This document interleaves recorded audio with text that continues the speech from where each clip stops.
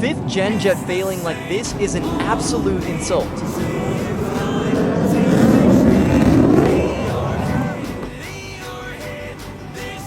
Those trees breaking the helicopter's fall probably saved their lives. Glad everyone survived. Holy shit!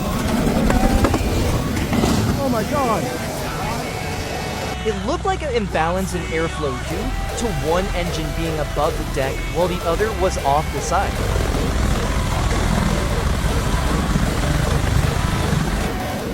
For sale, F-35 slightly used and hard on gas, but the ejection seat works great. Oh, he just crashed! Oh shit!